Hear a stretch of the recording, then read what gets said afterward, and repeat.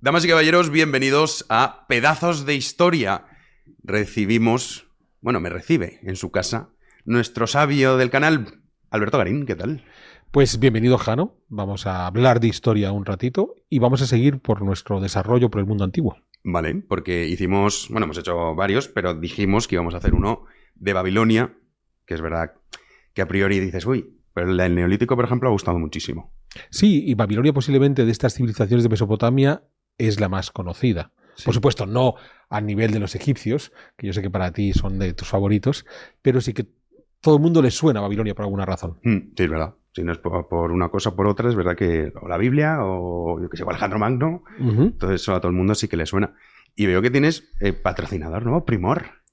Sí, vamos mejorando y ya la gente nos quiere. Fíjate, ¿eh? Para que veas. Han tardado mucho en llegar a tu programa, Alberto. Han llegado cuando tenían que llegar. Eso también. Aprovechamos para decir que pueden entrar en la página web de primor.eu y ahí pueden aprovechar las ofertas que tienen. Y ya saben, si dicen, bueno, es que yo no consumo productos de cosmética, belleza, o como lo quieran llamar, seguro que su novia, su mujer, un amigo, una amiga, su hijo, su hija, su padre, bueno, siempre hay alguien que sí que lo hace y ahí pueden encontrar ofertas y descuentos, así que ya saben, primor.eu. Y volviendo a la historia, vamos a empezar ya por, no sé por dónde quieres empezar, por un poco situar Babilonia, origen, quizá. Bien, sí, y a lo mejor incluso remontándonos a lo que tú decías, ¿desde cuándo sabemos algo de Babilonia? Entonces, en efecto, en la Biblia hay dos acontecimientos importantes. Un acontecimiento es el de la Torre de Babel, cuando Dios dividió las lenguas, que en principio sería algo realmente muy, muy antiguo, aunque esa Torre de Babel sería el zigurat de Etemenanki y por tanto ya relativamente tardío del Imperio Nuevo Babilónico que veremos después. Hay otra referencia a Babilonia cuando se habla de la cautividad de Babilonia, cuando el pueblo judío va a haber sido obligado a trasladarse las élites judías desde Jerusalén hasta Babilonia. Pero en cualquier caso, esa Babilonia bíblica es la que va a quedar en la memoria de, sobre todo, los cristianos, también de los judíos, y eso va a hacer que vamos a encontrarnos con un viajero, Benjamín de Tudela, en el siglo XII, originario de Tudela, Navarra, que hace un largo recorrido por el Próximo Oriente que le va a llevar hasta las ruinas de lo que él considera que es Babilonia, y posiblemente le acertó. Eso no significa que a partir de ahí se investigue la ciudad, porque habrá que esperar hasta finales del 19, principios del 20. Hay un arqueólogo alemán muy conocido, Koldewey, que es quien va a llevar a cabo ese estudio sistemático desde el punto de vista arqueológico de las ruinas de Babilonia y el que nos lo va, digamos, a entregar al conocimiento público. Con todo, en el caso de Koldewey hay que hacer tres matices importantes. Lo primero es la propia forma como está construido Babilonia, que ocurre en toda Mesopotamia, por no decir la mayor parte del Irak actual. Y es que se construía con el material propio de la zona, con las arcillas propias de las zonas, en muchos casos ya sea en forma de adobe, por tanto estos bloques de arcilla secados al sol, y en algunas ocasiones menos, ya con ladrillos, es decir, bloques de arcilla que ya han pasado, que han sido cocidos. Y además en Babilonia sabemos que hasta les podían dar ese esmaltado, los famosos ladrillos vidriados, que es una forma constructiva muy propia de este mundo mesopotámico. Lo que tiene dificultad, y seguro que no nos hemos parado a pensarlo hasta que te quedas a decir es cierto, es que como la mayor parte de la Babilonia histórica, la del Imperio Antiguo Babilonio, incluso la previa vinculada a los sumerios, sobre todo construida en arcilla, con la arcilla local, cuando eso se deshace con el paso del tiempo, es un montón de tierra cubierto por la tierra del sitio. De modo que excavar este tipo de sitios arqueológicos es realmente difícil. Uno puede pensar, pues bueno, porque claro, cuando ve la restauración y sobre todo las que va a lanzar Saddam Hussein, que fue un hombre muy ambicioso, la restauración tanto del mundo sumerio como del mundo babilónico, parece que es evidente. No, cuando uno excava y tiene que excavar en ese tipo de condiciones es realmente complejo. A mí me ha tocado hacerlo en situaciones parecidas en el Sultanato de Omán y el arqueólogo lo único que va haciendo es golpea suavemente a encontrar las caras de secado. Porque claro, si tú tienes un adobe y este adobe ha pasado mucho tiempo al sol, al exterior, esa cara se ha quedado endurecida. Endurecida no solamente del propio secado previo a hacer adobe, sino endurecida.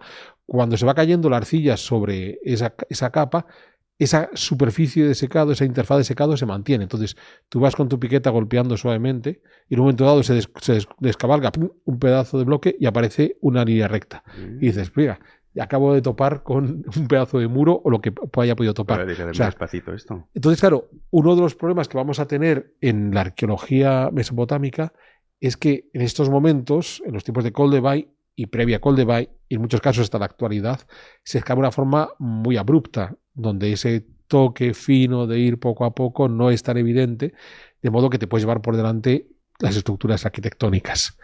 Una segunda cuestión es que Koldevai, y es algo que le va a ocurrir a otros muchos arqueólogos, estaba obsesionado por ciertas ideas, por ejemplo, encontrar la Torre de Babel. Entonces, la Torre de Babel al final, como son estos zigurat que son masivos, aunque vayas a lo bruto excavando, los vas a encontrar, porque son tal cantidad de adobes que antes o después das con ellos. Pero eso te puede hacer despreciar estructuras menores, sobre todo de hábitat doméstico, que de partida no las tienes en cuenta porque no son tan masivas como puede ser el zigurat o los muros de un palacio. Entonces, ¿eso qué provoca? Pues que en estas excavaciones de repente dices, y aquí todo el mundo vivía en un palacio, todo el mundo vivía en un templo, y aquí el común de la gente por donde se dejaba caer, ¿vale? Y otra tercera cuestión que le ocurría a Koldevai, que le ocurría a todos los sumeriólogos previos, en muchos casos de la actualidad, es la búsqueda de las antigüedades, o sea, hago agujeros tratando de sacar la mayor cantidad posible de antigüedades sin el contexto estratigráfico que te va a permitir una mejor comprensión del sitio. Insisto, no es exclusivo de Babilonia, no es exclusivo de Koldevai, es algo que es muy propio de las excavaciones de Próximo Oriente desde finales del 18 hasta prácticamente la actualidad, y esto lo que va a hacer es que nos va a distorsionar en gran medida lo conocimiento que podamos tener de ese mundo antiguo. Y esto es muy interesante porque cualquiera de ustedes puede echarle un vistazo y se van a encontrar, por ejemplo, planos de ciudades, y hay planos de Babilonia, donde, claro, la confusión es absoluta, parecen auténticos laberintos, porque lo que sucede es que al final el arqueólogo termina por dibujar todas las estructuras que ha sido capaz de distinguir con dos inconvenientes.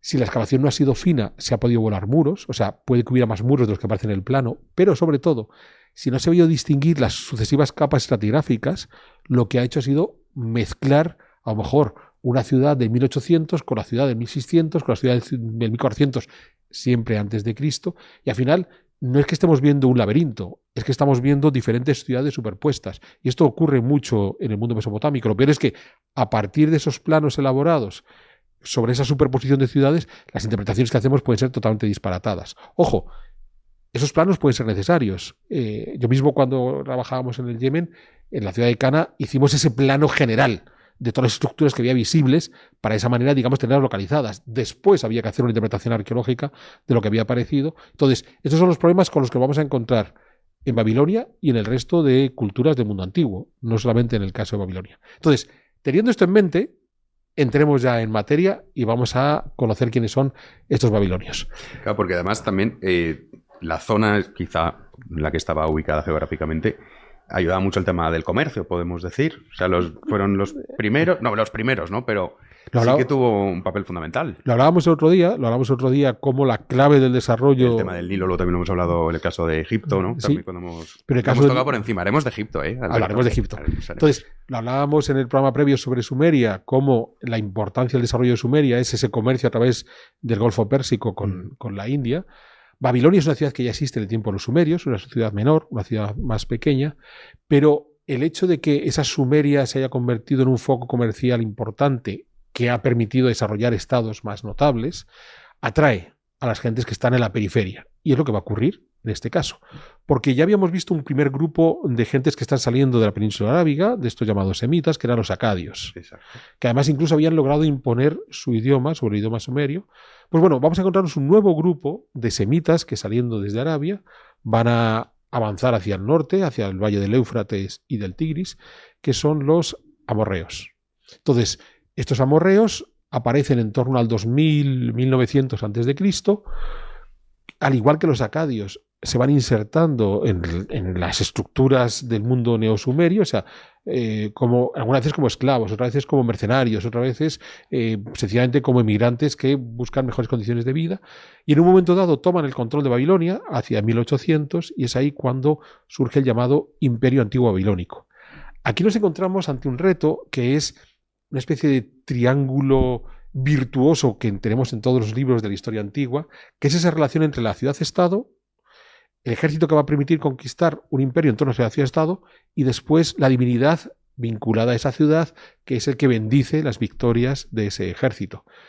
Explicado de esa manera, nos queda una historia política o político-religiosa que puede parecernos muy clara, y entonces podemos dedicarnos a hacer una lista de reyes babilonios, o después de los asirios y después los babilonios otra vez, pero el problema está en que, siendo cierto lo que acabamos de hablar de este triángulo mágico, como tú dices, no es suficiente, porque ese triángulo mágico tiene una derivada, que es la realmente importante, y es que, ¿por qué tenemos esas ciudades-estado que pueden organizar ejércitos poderosos y que además crean todo ese marco teológico a partir del cual justificar sus conquistas? Porque básicamente lo que queremos es controlar recursos. Controlar recursos inmediatos, que puede ser el terreno agrícola en el entorno de la ciudad o en el entorno de las ciudades vecinas a nuestra ciudad, en este caso Babilonia, o controlar otros recursos que ya están involucrados en el comercio. Hay uno que es famosísimo, que son los famosos cedros del Líbano, que sigue siendo símbolo de la bandera libanesa actual. Entonces es un tipo de madera que ya me interesa. Pero por supuesto también lo que nos puedan venir desde el mundo de la India. Y como ya estamos en un mundo metalúrgico, porque aquí ya estamos trabajando el cobre y empezaremos a manejar el bronce, pues lo que vamos a hacer es ir a buscar las fuentes de cobre y de estaño que nos van a permitir hacer estas aleaciones metalúrgicas. Entonces, en ese triángulo, ya digo, ciudad-estado o estado, ejército y divinidad que apoya todo esto, si no tenemos ese elemento añadido del comercio, nos perderíamos. Pues bien, lo que va a suceder aquí, y es muy interesante porque hemos hablado de sumerios, hemos hablado de acadios, estamos hablando de amorreos que van a dominar Babilonia, a otras culturas que lleguen después, como los casitas, hablaremos después de los asirios. Hemos de entender que no estamos ante realidades étnicas homogéneas, que lo que sucede es que puede llegar una élite militar con cierta homogeneidad étnica, como los amorreos, que por supuesto se van a instalar sobre una geografía en la que hay población. O sea, no es que los sumerios han desaparecido de un día para otro, sino que se imponen sobre esa población y muy rápidamente hay todo tipo de mezcolanzas. Entonces sería lo equivalente, por ejemplo, cuando llegan los bárbaros al Imperio Romano. O sea, los visigodos que terminan por establecer su reino en Hispania son una minoría sobre una mayoría de hispanos-romanos, pero es que ni siquiera la élite militar son solo visigodos. En esas élites militares hay otros que se han unido a la partida, ya sean ostrogodos, ya sean vándalos, ya sean alanos, o incluso hispanos-romanos más bélicos que han dicho, oye, me apunto a caballo ganador, me voy con este grupo y veo cómo lo resuelvo. Entonces, hemos de entenderlo desde esa óptica. O sea, no son compartimentos estancos donde se van sucediendo grupos étnicos, sino van llegando élites militares que se imponen sobre poblaciones en las que por lo general van a ser minoría, pero que terminan por conseguir controlar a esa mayoría. Lo curioso de este imperio antiguo babilonio, y nos vamos a mover siempre redondeando mucho las cifras entre el 1800 y el 1500 a.C., es que van a asumir buena parte de las facetas culturales del territorio conquistado. Entonces, la teología va a ser muy similar a la teología que estaban manejando los sumerios, la lengua va a ser la lengua que utilizaban ellos, que era el acadio. Entonces, vuelve a ser lo mismo que nos ocurre con los germanos en el Imperio Romano. Se hacen cristianos, asumen el latín, pero además hay una singularidad, y es que, claro, estamos hablando de sociedades heterogéneas. ¿Cómo vamos a hacer para agrupar esa sociedad heterogénea? Hay una primera posibilidad, que es la propia imposición militar. O sea, te he derrotado militarmente, de modo que te puedo controlar. Bien. Respeto tus dioses, o hago un mestizaje entre tus dioses y los míos, y entonces vamos a tener todos más o menos un mismo grupo de creencias. Pero en el caso del Imperio Antiguo Babilonio tenemos un elemento añadido que posiblemente ya se había empleado antes, pero que en este siglo XVIII a.C. vamos a tener la ventaja de que quede una constancia escrita, que es el código de Hammurabi. Entonces tenemos un rey babilonio, Hammurabi, que es capaz de establecer un código, un conjunto de leyes, mediante las cuales todos sus súbditos tienen que cumplirlas. Yo sé que para ti el código Hammurabi es uno de tus grandes referentes. En tus libros te emocionas hablando de él. No me emociono hablando de él, porque ya sabes que a mí las leyes... Pero sí que reconozco que es muy curioso porque cuando lo lees estamos hablando de miles de años y ahí te das cuenta muchas veces, pues la historia es tan bonita, ¿no? Y tan importante conocerla, de cómo los seres humanos al final siempre tenemos los mismos problemas. Había las mismas disputas en relación al comercio, en relación pues a todo lo que tenemos en nuestro día a día, que siempre tenemos, y es verdad que bueno, consiguió pues un poco civilizar el asunto. O sea, y tiene leyes que a mí, mira, es que ahora voy a buscar, Alberto, un segundo, alguna parte busca. ¿no? de la ley. Mientras busca la ley, adelanta algunas cosas del Código Hammurabi. El Código Hammurabi tiene la virtud de poner por escrito el derecho consuetudinario. Es decir, Hammurabi probablemente no se inventó nada, se limitó a decir, bueno, pues esto que habitualmente hemos venido haciendo hasta ahora, para que quede claro en esta sociedad heterogénea en la que nos encontramos que es así, lo dejamos por escrito. Esto es muy divertido cuando tienes el debate entre el derecho consuetudinario de tradición anglosajona y el derecho romano. A ver, el derecho romano es derecho consuetudinario, solo que fue puesto por escrito hace un montón de tiempo, mientras que los anglosajones, como sociedades aún por civilizar, pues se mueven todavía en derecho consuetudinario, porque claro, hemos de pensar que el mundo anglosajón que llega con su derecho consuetudinario desembarcan en el Imperio Romano en el siglo V, cuando el derecho romano lleva ya por escrito 1000 años. Entonces, claro, los anglosajones no es que tengan un derecho diferente, es que van con 1000 años de retraso. Al menos en eso, en otras cosas van con todavía más años de retraso. Y además, esto que comentabas, el Código de Hammurabi, una de las razones por las que se escribe es por ese auge tan importante que tenía la zona comercialmente, que es lo que estábamos hablando, que obligó a decir, oye, aquí hay muchos problemas, están pasando demasiadas cosas, hay que hacer la ley para regularla. Pero, por ejemplo, la ley número 1, la presunción de inocencia. Hablando de la historia, esto siempre ha sido un problema. La ley 1 es, si un hombre acusa a otro hombre y le imputa un asesinato, pero no puede probarlo, o sea, digo, usted ha asesinado a no sé quién y no lo puedo probar, a mí es el que me asesina. Así se las gastaba Hammurabi con la presunción de inocencia, pero es que como esta, tienes muchísimos. Otro, por ejemplo, si un hombre acude a un tribunal con falso testimonio y luego no prueba su declaración, si se trata de un caso con pena de muerte, ese hombre será ejecutado. Es decir, si tú acusabas a alguien de un delito, o en este caso de pues, una condena, un delito que tenía como, digamos, condena a la pena de muerte, y no eras capaz de probarlo, entonces eras tú el que iba para adelante. La presunción de inocencia, quiere decir, hoy en día, que es un tema que abordamos prácticamente a diario, el problema que tenemos, pues esto, para que vean, ya en Babilonia ya pasaba. Es curioso porque puede parecer una solución un tanto radical. A mí me encanta. ¿Vale? Ya sé que te encanta. Pero hemos de entender que estamos, y esto es muy interesante, estamos ante teologías crueles, que no se distingue mucho de buena parte del Antiguo Testamento que tenemos en el mundo cristiano, donde es un Dios inflexible, un Dios exigente, un Dios que puede ser cruel, que te condena a ti y a no sé cuántas generaciones después de ti, porque uno puede decir, bueno, Jano tiene la culpa, pero ¿qué culpa tendrán los hijos, los nietos o los nietos de los nietos de los nietos de Jano? ¿Vale? Entonces, claro, estamos ante sociedades donde una vez que hemos establecido estos modelos estatales maximalistas, porque recordemos, como hemos venido viendo en los programas previos, sobre todo el del Neolítico, que el Estado no surge de arriba hacia abajo, sino que es la sociedad la que busca estamentos que les protejan, a los que van delegando una serie de privilegios hasta que ese estamento privilegiado termina por dominar a toda la sociedad. Y una de las fórmulas de dominio es la crueldad.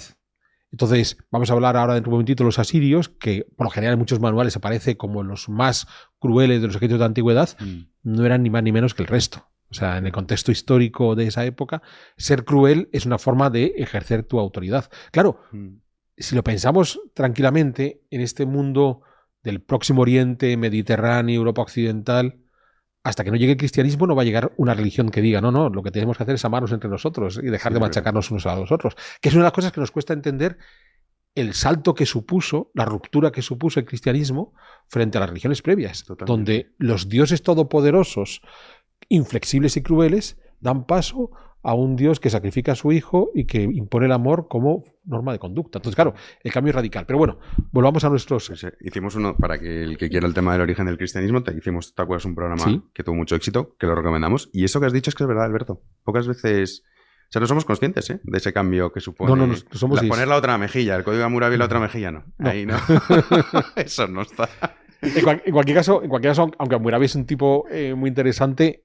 Sí, vamos a ver. La cabeza del Estado es él, porque los dioses le han delegado a él. Efectivamente. Entonces, claro, estamos ante sociedades muy estatalizadas. Sí, de hecho, bueno, el código Hammurabi se supone que él no lo ha escrito. O sea, es Dios quien le ha entregado. Sería el modelo de Moisés, donde Dios le entrega a Moisés las leyes a seguir. Que se puede ver, esto está en el Louvre. Sí, la estela donde la parte superior está Marduk entregándole las leyes a Hammurabi. Bien. Este mundo babilónico va a verse agredido por todos los vecinos que están alrededor, que obviamente quieren tener los mismos privilegios y las condiciones que tiene Babilonia. En torno al 1500 entra en crisis, por un lado, disensiones internas. Claro, regímenes crueles implican que si quieres tomar el poder tiene que ser de forma cruel. Aquí no hay negociaciones políticas necesarias, de modo que eso puede provocar disensiones internas violentas de forma inmediata. Más la agresión de vecinos externos, que veremos ahora quiénes son, más la inestabilidad política que genera bloqueos comerciales, que es la parte que menos se nos suele contar, pero que es importante, ¿vale? Va a suponer que al final caiga en crisis el mundo babilónico y haya otros poderes que emerjan. Por cierto, cuando hablamos de Babilonia, ¿de qué estamos hablando? Pues que es un ejercicio que ya hemos hecho en programas previos. A partir de la dimensión física de lo que tenemos hoy, lo que conocemos hoy como Babilonia, esta ciudad que está a unos 80 kilómetros al sur de Bagdad, sobre el valle del Éufrates, estaríamos hablando de un territorio en el que podían, en sus mejores momentos, albergar en torno a 30.000 personas.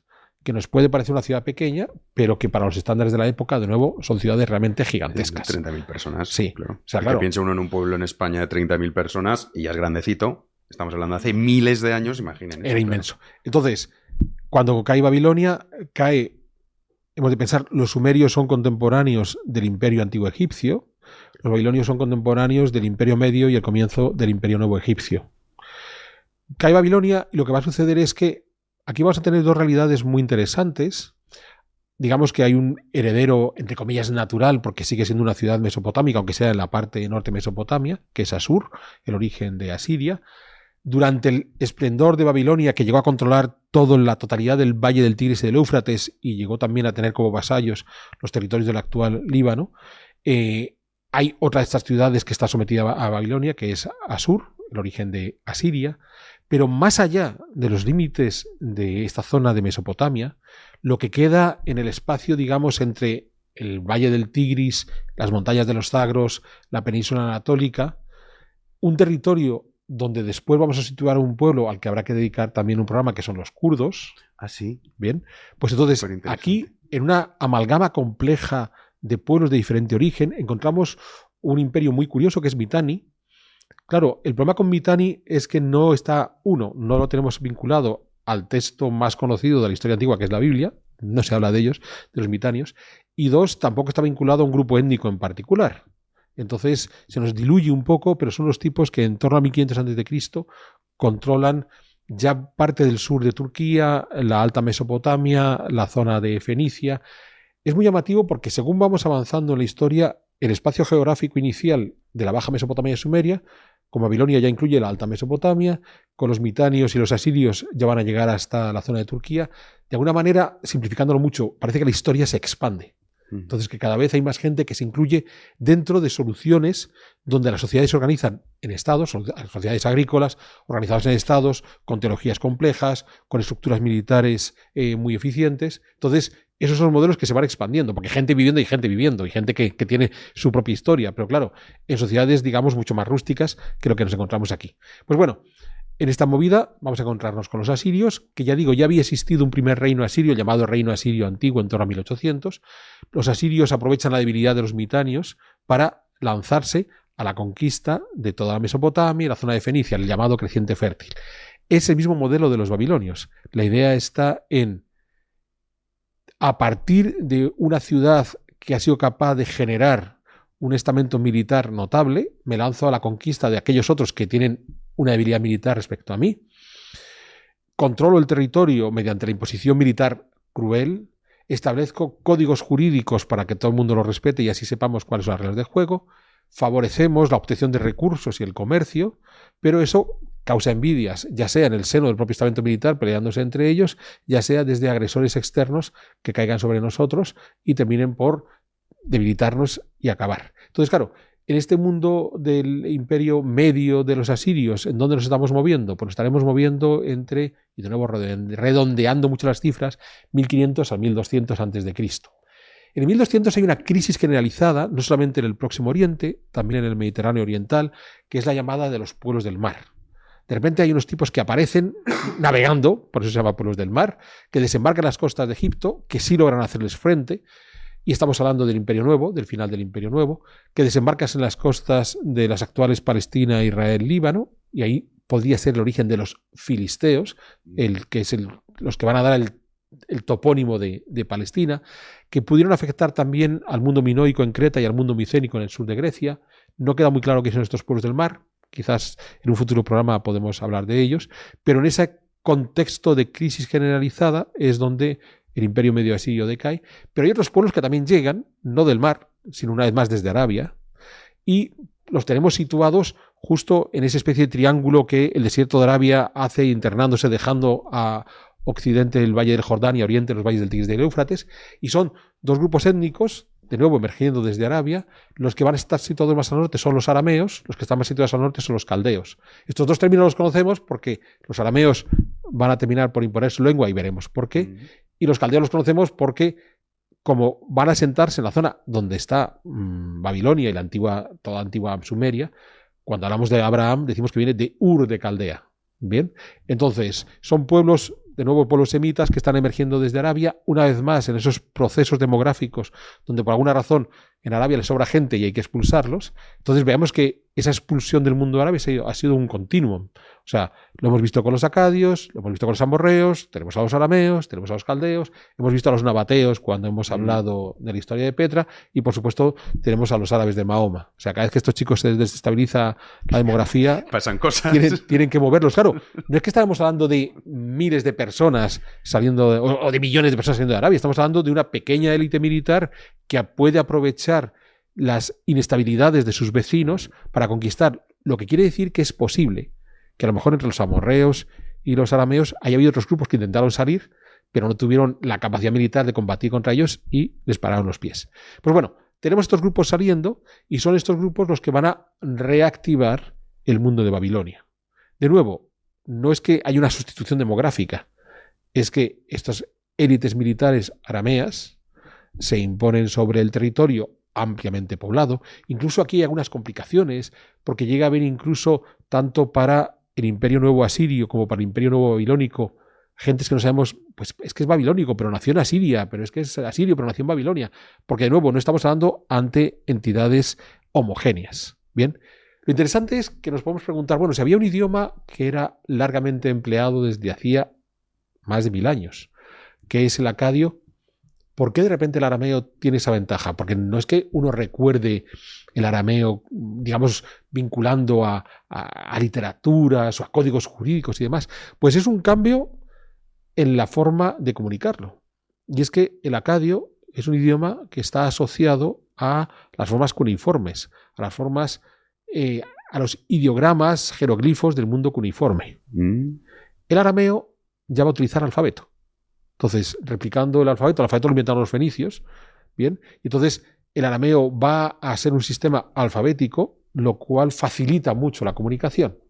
Esto es muy simpático porque, claro, lenguas ideográficas en la actualidad en el mundo se conservan pocos. El chino es el ejemplo máximo de lenguas ideográficas, pero lo llamativo está en que los chinos han mantenido su lengua ideográfica de una forma bastante estable hasta que llegaron los ordenadores. Claro, había un número limitado de teclas. Claro. Y en ese número limitado de teclas había que componer de otra manera. Entonces, claro, los chinos están haciendo una singular revolución silenciosa y es que están convirtiendo sus lenguas ideográficas a lenguas alfabéticas. ¿Vale? El chino simplificado, de eso. Sí, es un chino simplificado porque, claro, tienen que poner... hay un número limitado de teclas. No puedes poner, claro, si pusieras todos los ideogramas tenías que tener un teclado con 4.000 teclas. Entonces no funciona de esa manera. Pues bueno, eso es lo que va a suceder en ese momento, de modo que ¿hasta qué punto hay modificaciones entre el acadio y el arameo? Pues no lo sabemos porque lo que estamos viendo son representaciones gráficas. Y más o menos los filólogos son capaces de leer lo que está en esas representaciones gráficas. Pero es posible que no fuera muy chocante al oído de aquellas gentes ese cambio. Digo, es como el cambio entre el chino ideográfico al chino alfabético. ¿Hasta qué punto lo hay? O, por ejemplo, cuando tenemos en la antigua Yugoslavia el serbio escrito con alfabeto cirílico y el croata escrito con alfabeto latino. Entonces, si solo nos quedan las representaciones gráficas, nos pueden parecer idiomas antagónicos. como no tenemos una grabadora para ver cómo hablaban, a lo mejor no fue tan complejo la transición desde el acadio hasta el arameo, más allá de que el acadio se pudo mantener sobre todo en ambientes religiosos, que vendría a ser lo que nos ocurre en nuestro mundo actual, donde el latín todavía tiene cierta cabida para el rito religioso cristiano. Pues bueno, lo que nos va a suceder ya con esa transición al arameo es, uno, los asirios van a tratar de recuperar el privilegio que tenían sobre este territorio. Nos movemos entre los años 900 a 600 a.C., siempre siendo muy reduccionistas con las fechas. De nuevo es el sistema que hemos visto siempre, una ciudad-estado con una élite militar que es capaz de controlar las otras élites militares. Es curioso porque los asirios de este imperio nuevo asirio es el que os decía antes que en la literatura se nos habla como los más crueles de todos. Bueno, es cierto que a los enemigos los despellejaban, les quitaban la cabeza, les cortaban sus genitales, pero eso lo hacían los asirios, los babilonios, los egipcios. O sea, sí que no era una novedad. Es muy curioso porque, claro, un primer castigo es el de quitar los genitales al enemigo para garantizar que no se reproduce. Entonces, una cosa muy eficiente. Porque, claro, si lo mato pudiendo utilizarlo como esclavo, estoy perdiendo mano de obra.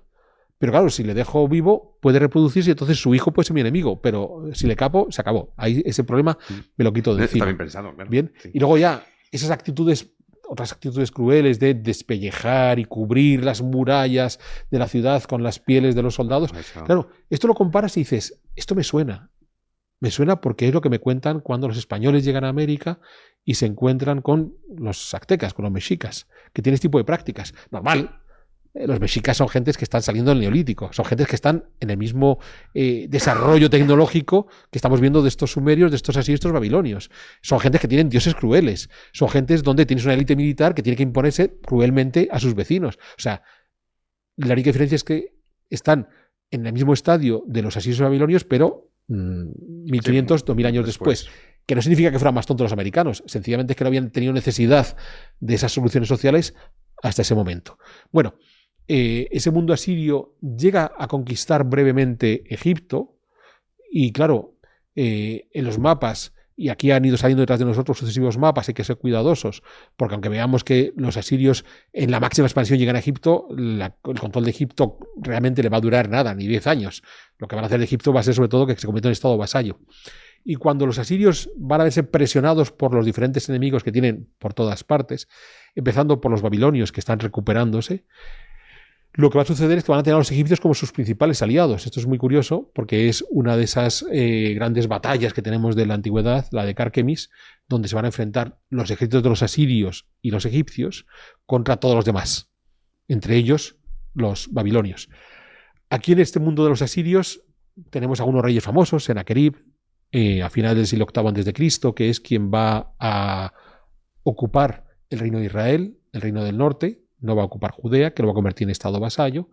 O tenemos al que va a ser el último gran rey de los asirios, que es Asurbanipal, y como ven no estamos dando muchos nombres de reyes, que es quien logró alcanzar la mayor expansión de ese imperio, aunque a su muerte parece que tenía tan dominado el Estado que cuando fallece las tensiones internas estallan y eso va a favorecer que los enemigos externos acaben con ellos. ¿Quién va a suceder a ese imperio antiguo asirio? Pues a ese imperio nuevo asirio, el imperio nuevo babilónico, que de nuevo lo conocemos muy bien porque el primer gran monarca de este imperio nuevo babilónico es Nabucodonosor II, que es el que va a acabar con el reino de Judea y el que se va a llevar a los judíos cautivos a Babilonia. Recordemos que la diferencia entre lo que había hecho Sennacherib y lo que va a hacer Nabucodonosor es que Sennacherib se hizo que se marcharan la mayor parte de los habitantes de ese reino de Israel. Una deportación masiva. De nuevo, es algo que es habitual en el mundo antiguo. O sea, no solamente eran crueles en muchas cosas, sino además esto de las deportaciones masivas, siempre que podían lo ponían en marcha. Por supuesto, con los mecanismos que tenían, tampoco debía ser muy sistemático. Pero lo intentaban, ¿vale? Mientras que lo que va a hacer Nabucodonosor es llevarse solo a la élite. De manera que la mayor parte de los judíos de Judea, que desde ese momento, como vimos en nuestra historia de los judíos, van a adquirir ese nombre de judíos a los seguidores de la ley de Moisés, se van a quedar viviendo en Judea. Pues bueno, el mundo de este imperio nuevo babilónico, al igual que con todos los precedentes, va a tener sus disensiones internas, va a tener sus agresiones externas, y en este caso, de gentes que vienen desde el Oriente, de gentes que vienen del actual Irán. Es muy simpático porque ya el imperio antiguo babilónico había caído en manos de tipos que venían de la zona de Irán, que eran los casitas. Pues bueno, estos del imperio no babilónico también van a caer ante la presión que ejercen pueblos que llegan desde la zona de Irán, que en este caso son medos y persas, que serán los que los derroten definitivamente a finales del siglo VI antes de Cristo. A partir de ahí, este mundo mesopotámico que habíamos visto, entre comillas, muy dinámico, básicamente ceñido a los valles del Tigris y del Éufrates, donde se han ido sucediendo estos pueblos, sumerios, acadios, neosumerios, los antiguos babilonios, los asirios medios, los asirios nuevos, los babilonios nuevos, van a verse integrados al interior de los otros imperios que van llegando, y a los que en el futuro dedicaremos programas, ya sean los persas, ya sea Alejandro Magno y sus helenísticos, ya sea el propio imperio romano, de modo que van a quedar diluidos. Por supuesto, la gente va a seguir viviendo ahí, hasta el punto de que en la actualidad nos queda todavía una herencia última de este mundo mesopotámico, que son los llamados asirios, que tiene una característica singular, y es que durante su dominio bajo el imperio romano y en parte bajo el imperio persa, se van a cristianizar y van a mantener el cristianismo como una seña de identidad propia. O sea, de todos los habitantes de Irak, solo los que son cristianos se denominan a sí mismos asirios, porque hay otros iraquíes que son descendientes de asirios y babilonios que se convierten al Islam y que decidieron quitarse esa etiqueta de asirio. Pero aún hoy, en el siglo XXI, seguimos teniendo unos grupos donde viven unos cuantos cientos de miles, la mayor parte en Irak, también los hay en Turquía, también los hay en Siria, hay muchos en una diáspora, que son descendientes, que se consideran descendientes de aquellos asirios y cuya característica es que son cristianos, y después ya con todas las variedades posibles. Porque claro, en el mundo asirio hay asirios que permanecen dentro del modelo de las iglesias orientales monofisistas, hay asirios que se vincularon a la iglesia de Constantinopla, hay asirios que se vincularon a la iglesia católica, de modo que incluso hasta tenemos diferentes alternativas dentro de este mundo asirio. Pero bueno, esto ha sido un repaso rapidísimo a ese mundo de Babilonia y de Asiria, un mundo de Babilonia que todos tenemos en la mente como algo vinculado a una serie de historias bíblicas. Los asirios quizás no sean tan famosos, aunque como te digo, siguen permaneciendo hasta hoy, pero que en cualquier caso hemos de entender que en ese larguísimo proceso que hemos vivido, porque hemos repasado en media hora la historia de 1500 años, lo que vamos a ver es la sucesión de todo aquello que en el programa neolítico vimos que iba surgiendo, ¿vale? Sociedades agrícolas muy sedentarizadas, que crean estructuras estatales, con soluciones teológicas, con una escritura muy desarrollada, y entonces ahí vamos a empezar a encontrarnos que sea el poema de la creación de los babilonios, como heredero del poema de Gilgamesh, y todo lo demás, que claro, según vayamos abriendo el foco, cuando nos vayamos a encontrar con otras culturas del mundo antiguo, diremos, claro, es que todo eso ya estaba ahí. Pensemos que cuando desaparece Babilonia, estamos en la época oscura de los griegos, estamos en los meros orígenes de Roma, o sea, todavía no ha empezado todo este mundo occidental, estamos en el mundo de los íberos en la península ibérica. Entonces, claro, estamos hablando de sociedades que crearon una serie de soluciones que para la historia han sido fundamentales mucho antes de que se expandieran por el resto del mundo. Pues oye, la verdad es que Babilonia sabíamos alguna cosa, pero esto ayuda a comprender, y lo que has dicho, en media hora 1500 años de historia, pero ayuda a comprender todos esos procesos, y luego dices, claro, cuando vienen otras civilizaciones todo viene también, no está muy relacionado con esto que hemos contado aquí, con también la cuestión del neolítico. De Alejandro Magno hay que hacer uno, Alberto, por favor. Sí, por supuesto. Alejandro Magno. Y luego también, bueno, ustedes dejen comentarios para... Póngale deberes a Alberto. Que te pongan deberes, que te digan... O sea, no estoy ya suficientemente esclavizado por Jano. Bien. Hombre. Que me explota. Porque Alejandro Magno, Gengis Khan también es súper interesante, podemos hacer. Por supuesto. Bueno, como por suerte tenemos a Alberto para rato y su sabiduría es infinita, tenemos tiempo de hacer muchos. Así que nada, yo ya me voy y te dejo con... ¿Quién viene ahora? Viene Eric Graf, nuestro hispanista de cabecera. Oye, qué maravilla, Eric. Me encantó el que hizo cuando habló de Palafox. Sí, un personaje mucho más interesante de lo que uno puede pensar a primera vista. Totalmente. Yo de hecho, a mí Tocqueville me gusta mucho. Y entonces, hablando con Eric el otro día, me ha metido el veneno de Palafox.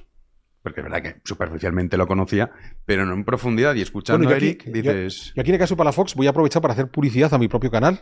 Yo tengo mi Claro canal que en sí. YouTube. Bueno, que lo dejamos en los comentarios. Está el primer comentario, está el canal de Alberto Garín. Suscríbanse a ¿Sierras de Historia? Bueno, se llama Alberto Garín. Bueno, pero tú lo llamas... Sí, Sierra de Historias. Vale. Entonces, tengo una sección que es Paseos por la Sierra, y entonces aquí vamos a romper por completo con el mundo antiguo, porque estuve con Eric hace unos días en Burgo de Osma, que es donde terminó sus días Palafox. Uh-huh. Entonces, él, que había sido obispo en Puebla de los Ángeles, virrey de la Nueva España, le hacen regresar a la península ibérica por su enfrentamiento con los jesuitas, y entonces termina en una diócesis menor, que es la de Burgo de Osma, maravillosa, pero una diócesis menor. Bueno, cuando se muere, en el momento de su muerte, ya en la diócesis de Osma, pero también la de Puebla de los Ángeles en México, tratan de iniciar un proceso de beatificación y santificación que se olvida. Es Carlos III quien lo retoma, ¿vale? Nuestro ilustrado Carlos III. Y entonces, en los tiempos de Carlos III se llevan a cabo una serie de maniobras interesantísimas en torno a Palafox, y es que se republican sus obras completas, pero censuradas, purgadas. Anda. Van quitando todo aquello que no es suficientemente ilustrado, ¿vale? Entonces, Eric Graf me decía, bueno, es que quizás las editan no a partir del libro que todos conocemos, sino una supuesta edición posterior desconocida. Con lo cual parece que el censor de Carlos III dijo, oye, que no se note tanto, di que hubo que quitar esto porque tú utilizaste una edición que no ha visto a nadie, pero que tú se la has visto. Entonces, claro, al final la imagen de Palafox en las obras editadas por Carlos III es mucho más ilustrado, ¿vale? Pero incluso se inicia el proyecto de construcción de una capilla, porque, bueno, es Carlos III, es un tipo importante. Hombre, yo llamo ahora aquí al Papa y me lo hace santo en un tris. Entonces ya empiezan a proyectar la capilla donde van a venerar a Palafox como beato y en el futuro como santo. Y todo esto porque Carlos III tiene su plan de expulsar a los jesuitas de la monarquía hispana. Y entonces, entre los muchos argumentos que tiene es, oye, mirad este santo varón, Palafox, que ya se enfrentó con ellos, tenía razón. Entonces te das cuenta de toda la movida, pero es muy curioso porque antes de llevar a cabo todo el proceso y la publicación de las obras sí, pero antes de la capilla y demás, ya expulsaron a los jesuitas, ya no urge tanto esta cosa de beatificar a Palafox, no se beatifica a Palafox, es algo que va a hacer Juan Pablo II y Benito XVI, y la capilla tardaron años y años en terminarla. O sea, en el momento que a Carlos III el juguete Palafox dejó de interesarle, dijo, ahora, pues ya me puedo olvidar de Palafox. Estas cosas de los reyes ilustrados a los que miramos con tanto arrobo y que en realidad son los máximos exponentes del despotismo más absoluto. Bueno, sí, pero también Carlos III tuvo también sus luces. No, tiene muchas más sombras que luces. O sea, si hay un personaje con sombras es Carlos III. También podríamos hacer de los reyes... Es que podemos hacer muchas cosas. Podemos hacer muchas cosas. Lo bueno es que esto es infinito. Sí. O sea que... Bueno, pues entonces yo me voy. Viene Eric y es que lo que te digo, de verdad, con Palafox ha conseguido... Interesante es Eric y qué buen tipo. Así que, pues nada, yo me voy. Nosotros ya nos vemos, Alberto, cuando me reclames. La próxima semana, aquí. La próxima semana aquí. Vale. Sí. No me das tregua, ¿eh? Eso es. Y a ustedes les veo la próxima semana. Arrancamos la segunda parte del programa y volvemos a hacerlo en compañía de nuestro cervantista de cabecera, Eric Graf, quien hoy nos va a hablar de Juan de Mariana, algo que no es casual, puesto que este 17 de febrero de 2024 conmemoramos el 400 aniversario de la muerte de Juan de Mariana. De modo que, aprovechando esta cifra redonda, qué mejor ocasión para hablar de uno de los eruditos más interesantes de la Edad Moderna española. De modo que, Eric, bienvenido de nuevo a Pedazos de Historia. Gracias, Alberto, un placer. Y vamos directos al grano. ¿Por qué es importante Juan de Mariana? Pirámide invertida. Con lo general, es historiador que realmente nos aterriza a una forma de escribir historia moderna. O sea, ya no es cuestión de crónicas y leyendas y misticismo. Él empieza a investigar, empieza a cuestionar a las autoridades y empieza a contarnos una historia más realista y sin fantasías.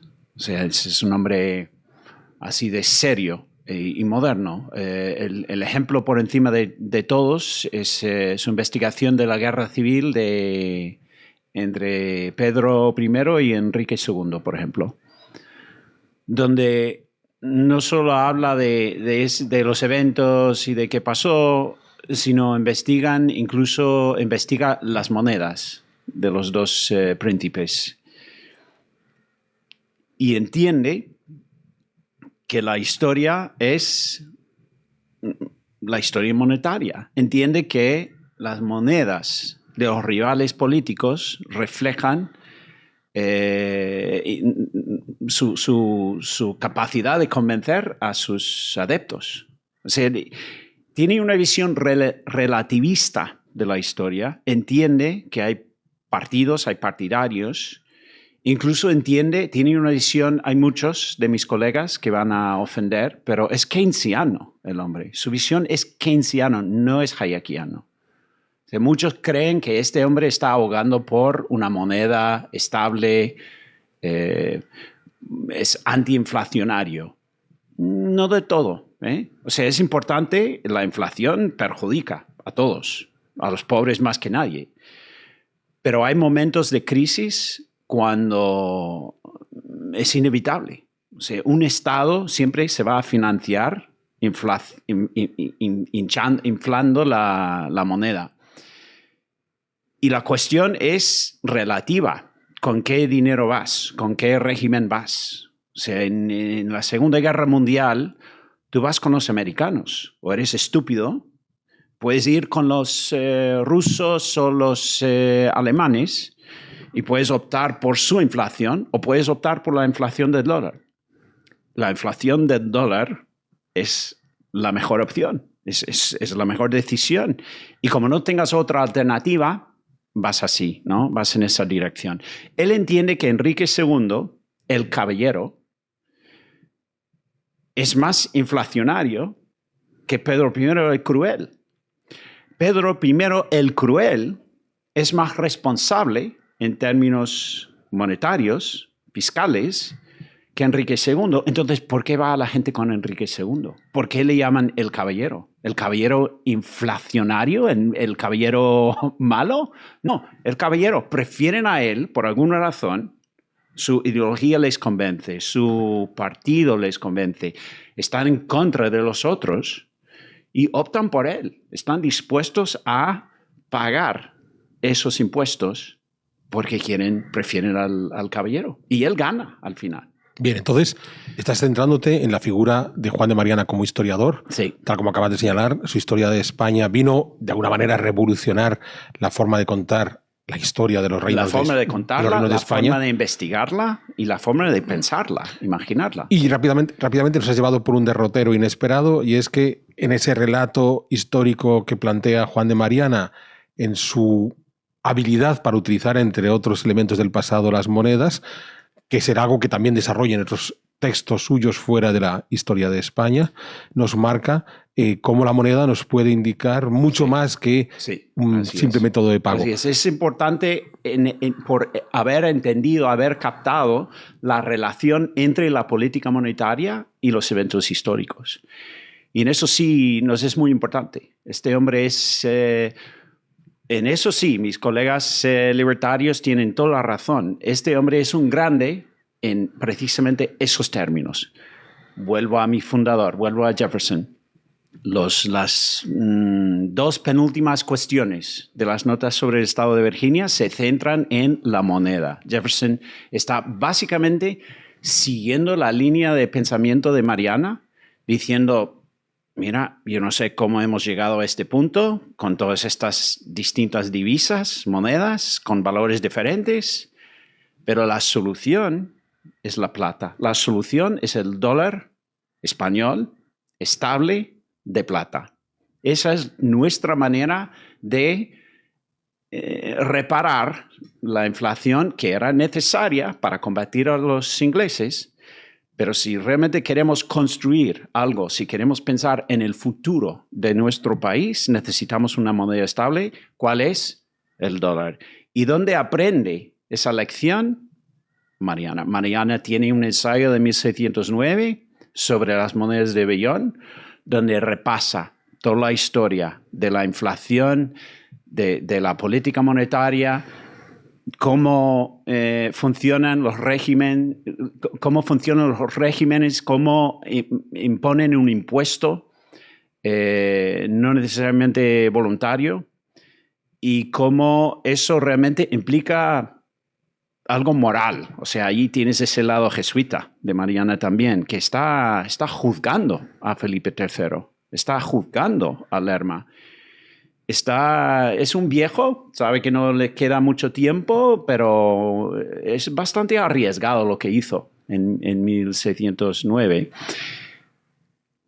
Entonces, tenemos un historiador realista, moderno, tenemos un sabio, un teórico, un hombre capaz de entender la historia monetaria del mundo, y también tenemos un político, alguien que entra, que aterriza no solamente en términos históricos, sino políticos, entra en la historia, empieza a comentar y arremete contra el régimen de España y sabe que va a ofender. Creo que incluso se identifica con Diógenes, el cínico.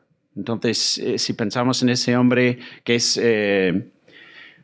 mayormente conocido por su réplica a Alejandro Magno, cuando le dijo, quítate de mi... Que me tapas el sol. Del sol, me estás echando sombra, ¿no?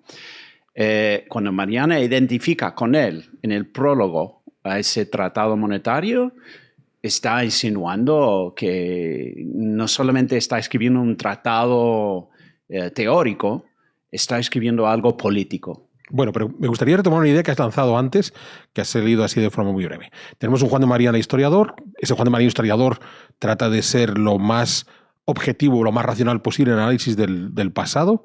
De ahí esa preocupación, por ejemplo, por la utilización de la moneda. Algo muy interesante. Yo aquí me voy a hacer publicidad a mí mismo porque en mi libro de Historia Irreverente del Arte yo insisto mucho en el valor de conocer todos los soportes de intercambio, empezando por las monedas, con todo el mensaje político que eso traduce.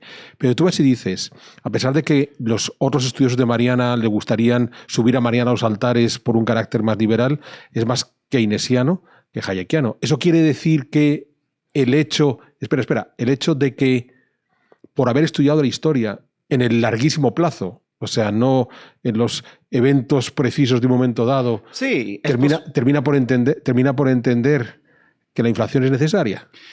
Es posible objetar en el momento, pero a largo plazo no hay escape. No hay manera de salir de un régimen. Eso es fantasear con vivir fuera de la política. Y no hay, ese lugar no existe. El ser humano es social.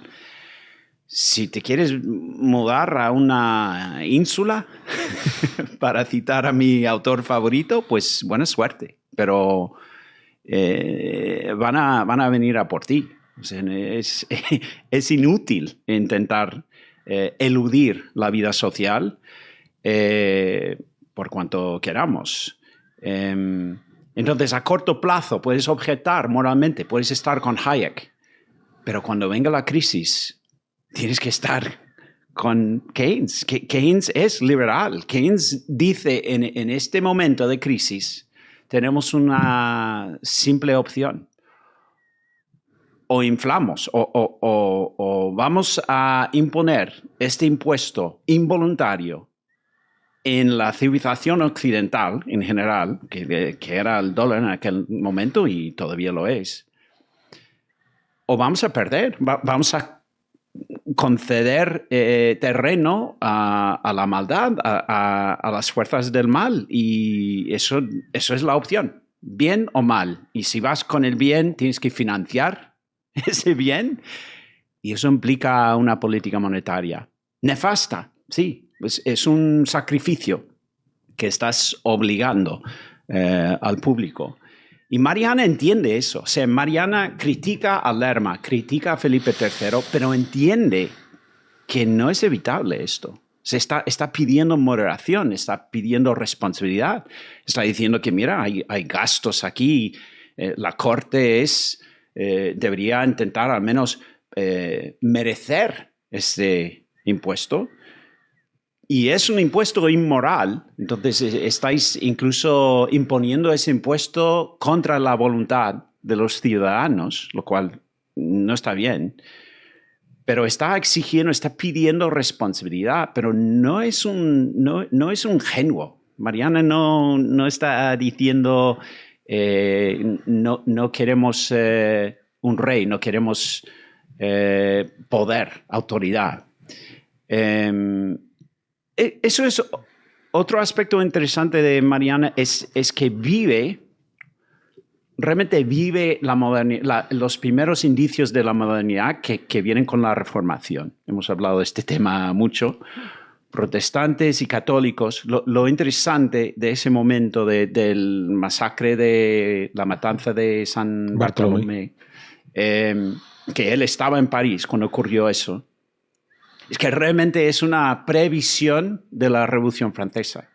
Es un evento social, urbana, ¿no? Es un evento urbano que realmente sorprende a todos los intelectuales de la época. Bueno, a él le sorprendió tanto que se enfermó y tuvo que regresar a España. Sí, le chocó mucho. Y no estamos hablando simplemente de otra revuelta medieval, una revuelta de campesinos. Estamos hablando de la turba contra la turba matando a sus prójimos, a sus enemigos. Y en la ciudad, no vienen de fuera. Estamos hablando de algo que surge de la sociedad. Y en ese sentido es revolucionario, en el sentido sociológico, ¿no? Y él experimenta eso y lo ve, y eso le transforma, ¿no? Le cambia, le vuelve más conservador. Y de ahí la importancia de la crítica, la importancia de arremeter contra la corrupción de los Habsburgo es precisamente para poder justificar un orden social. Es fundamental ganar crédito con el público para evitar lo que vio en París. Claro, aquí estamos pasando de los textos, o sea, de su gran obra magna, que es la historia de España, a esos textos, digamos, de menor extensión, pero no menor importancia, el Tratado de la Moneda que has contado ahora, pero también entraríamos en textos más políticos, como estos textos para la educación de reyes que elaboró. Eso, ¿cómo es el de Reyes? ¿Cómo es la institución del rey? De 1598, creo. Sí, porque está 99, es para Felipe la primera III. edición.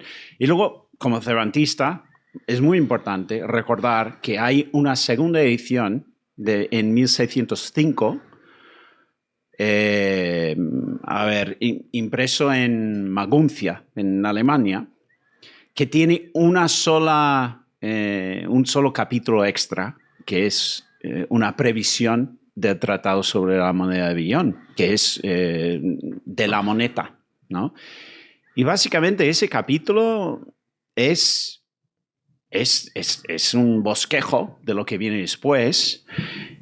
Y a mí me interesa porque precisamente Cervantes publicó el Quijote en 1705. Entonces eso me permite filológicamente entender de dónde viene todo el interés que tiene Cervantes en la teoría monetaria. Ahora, la teoría monetaria es integral para la historia de la novela desde Apuleyo, desde el inicio en el mundo clásico.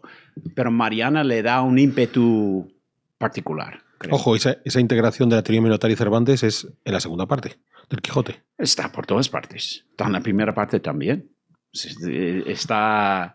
Pero todavía no había escrito Mariana ese pequeño capítulo. Sí, está... Hombre, sabemos cómo componían en aquel entonces. Está en Toledo, Mariana. Si lo publica en 1605, eso quiere decir que había un manuscrito circulando entre la inteligencia de aquella época y Cervantes, que leía hojas en la calle, según él. Yo creo que hubiera entendido. Y es más, eso ya fue era un tema debatido en la época. No es sui generis.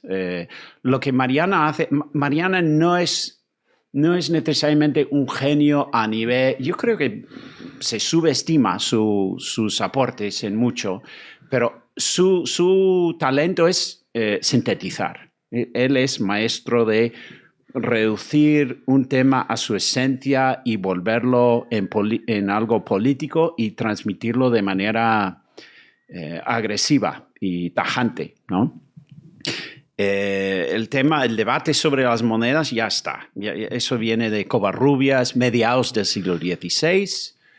Todo príncipe medieval, todo príncipe del Renacimiento sabe que es la mejor manera de financiar su régimen. O sea, de poner impuestos.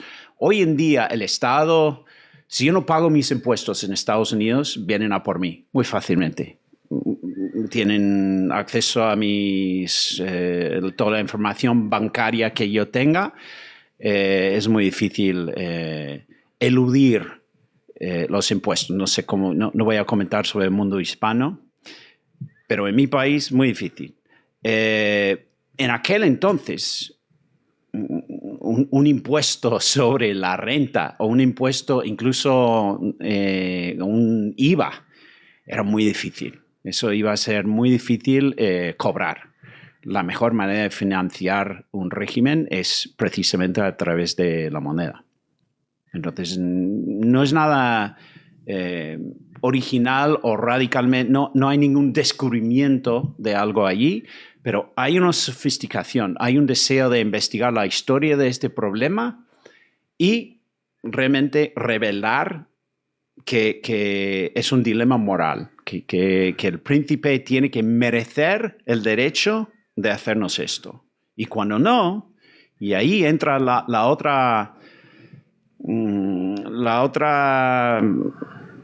el otro aspecto radical de Mariana es su ser monarcómaco. Es ese deseo, no solamente deseo, él justifica matar a reyes. Y no solamente reyes rebeldes de Francia. Él dice en algún momento en ese manual para príncipes que es importante recordarles a los príncipes que son mortales. Estoy parafraseando, pero él no solamente justifica matar a reyes, va un paso más. Dice, si no matamos a reyes, entonces no hay política. El regicidio hipotético no es una política. O sea, de vez en cuando, cuando en cuando tienes que matar a un rey. No hay opción. Si no creen en tu deseo y tu capacidad de matarles, entonces no tienes nada encima de ellos. Pero de nuevo, ahí claro, estamos con el Juan de Mariana historiador, buen conocedor de las fuentes clásicas, que sabe que el tiranicidio es algo que se viene defendiendo desde los tiempos de San Isidoro en el mundo visigodo. Entonces, al mal rey, si es necesario, se le elimina. Sí. Otra vez, no es nuevo. Eso viene de antes de Cristo. Hemos hablado de esto antes en Daniel, el libro 5 de Daniel. La Biblia básicamente condena al líder que adultera las monedas. Es el pecado de los reyes más antiguo que haya. Pero es radical a principios de la modernidad aseverar eso. Y como su libro tuvo gran alcance, o sea, incluso tiene un público, Mariana, al igual que Cervantes, tiene la gran ventaja de coincidir con el nuevo invento del libro, el libro impreso y diseminado y publicado como de manera industrial, ¿no? Y eso le da a Mariana un peso enorme. O sea, sus obras llegan a Locke, a los ingleses, ¿cómo es? La ilustración escocesa y incluso hay una famosa carta de Jefferson a Madison, libros para un estadista, donde incluye Juan de Mariana allí, la historia de España. Y en ese libro también, que de 92, ¿no? De 1592, allí ves a Mariana ya empezando a girar hacia el tema monetario. Está empezando a ver que la historia se puede entender a través de las monedas. Aquí te voy a hacer un par de precisiones interesantes. Uno, has traído a colación un término que cada vez se populariza más, el de la Ilustración escocesa. Siempre he pensado que si Adam Smith o Hume resucitaran y supieran que en el siglo XXI hemos decidido llamarles ilustrados a ellos, equiparándoles a los franceses, bien, estarían aterrorizados. O sea, tal como resucitan, se mueren al día siguiente diciendo, no, ¿qué me estás diciendo? Y más en el caso de un tipo como Hume, que tuvo esa relación personal tan compleja con Rousseau, a que terminó sacando patadas de la Gran Bretaña. Entonces, claro, sé que es una etiqueta que ha sido exitosa, no la tendremos que comer con patatas, pero que fuera de eso, has comentado algo muy interesante que es cierto y en lo que no siempre reparamos, la popularidad casi inmediata que tuvieron libros como El Quijote de Cervantes o La Historia de Mariana, por no decir sus tratados, en un mundo en el que nos han dicho que teóricamente había unas fronteras imposibles de rebasar entre protestantes y católicos. Sí. Y sin embargo, es conocido que, en el caso del Quijote todavía más, que el Quijote superó esa frontera con una facilidad pasmosa que contradice el discurso tradicional de esa barrera infranqueable. Es mucho más fácil hablar en términos quijotescos del mundo, porque en el mundo protestante no te tienes que defender, no tienes que justificar tu dependencia en Cervantes. O sea, Hobbes bautiza a Cervantes como protestante ya desde el inicio. Sea o no la verdad, para Hobbes Cervantes es un protestante viviendo allí perdido en el mundo católico, ¿no? Sufriendo las consecuencias de la Inquisición y el antierasmismo de Felipe II. ¿Y Mariana también? Y Mariana, no sé si opina Hobbes sobre Mariana, no me acuerdo, pero se supone que... No, eso es un argumento más difícil, porque Mariana es jesuita, Mariana es... católico toda la vida. Mariana no es Erasmo. Cervantes es erasmista, estoy convencido. Ahora, ¿qué quiere decir eso? No tanto, no es tan radical. O sea, los escolásticos y Erasmo son compatibles en mucho, creo yo. Carranza, acusado de ser erasmista y defendido por Azpilcueta, uno de los grandes escolásticos, está defendiendo a un hombre acusado de ser protestante. Al que al final le dijeron que no lo era. Sí, o sea, lo defendió y exitosamente.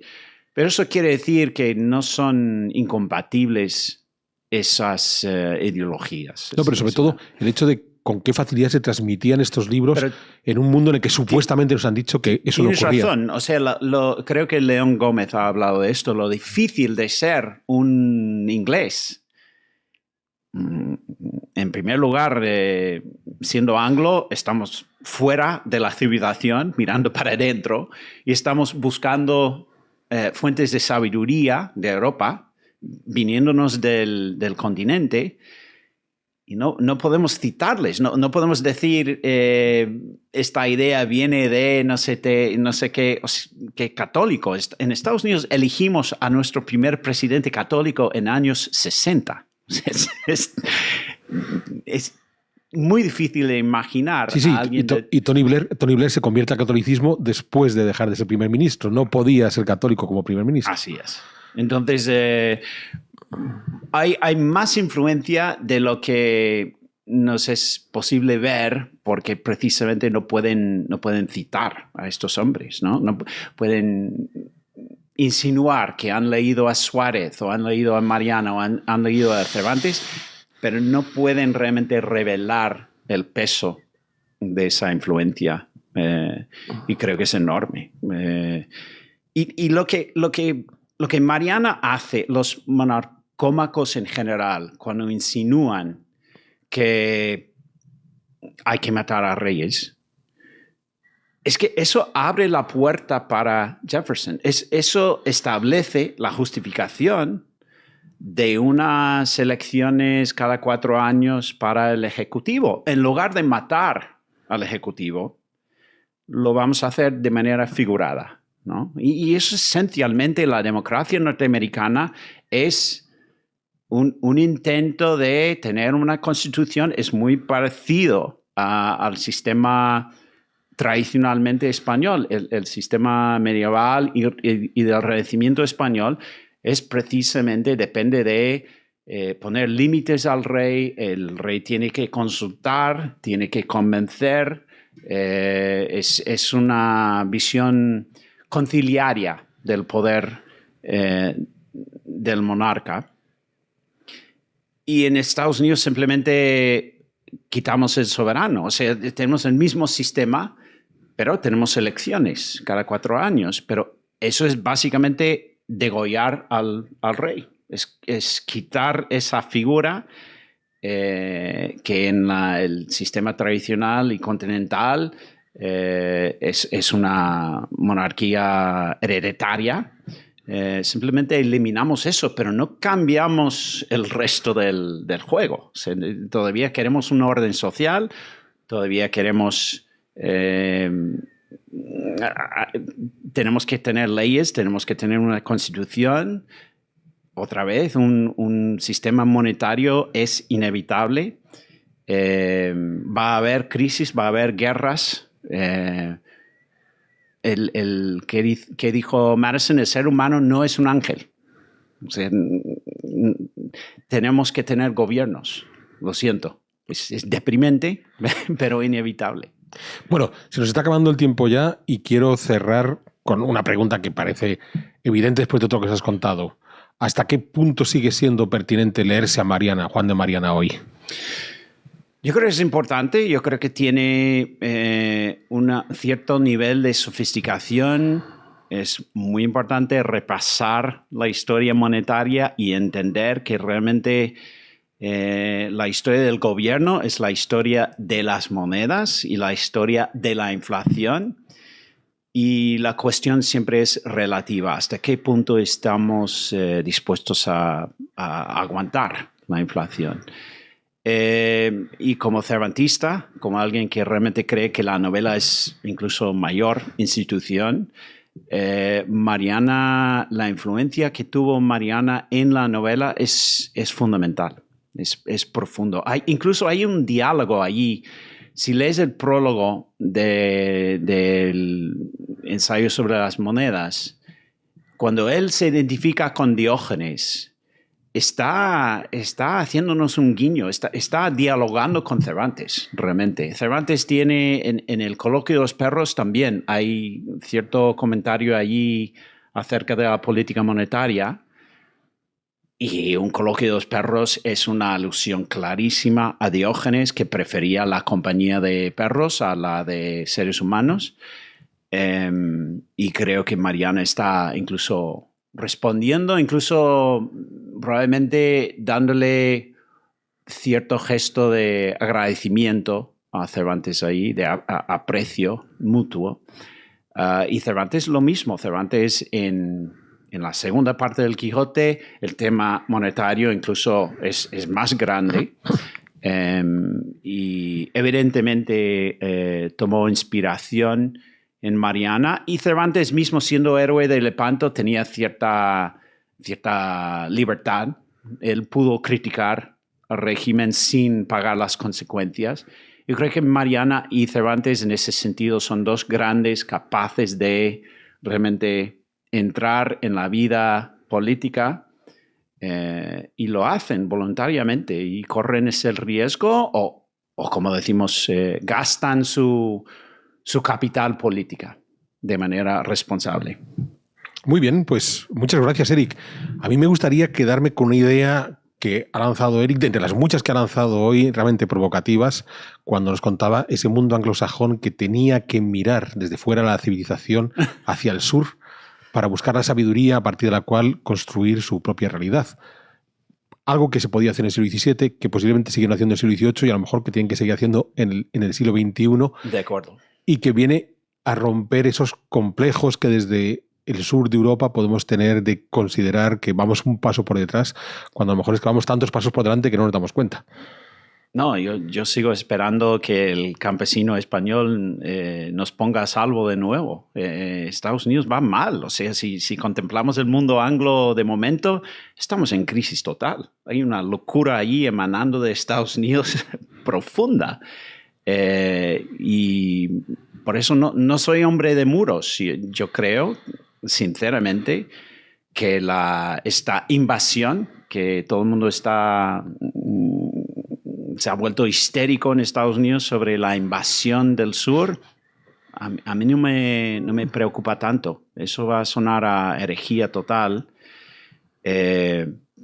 pero mejor eso comparado con lo que está pasando. Prefiero una invasión hispana a lo que tenemos.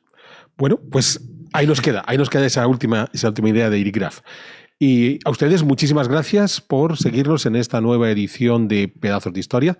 Esperamos verles las próximas semanas. Y recuerden, si les ha gustado nuestro programa, aprovechen para dar un like, compartir en sus redes sociales. Y una vez más, gracias por estar ahí.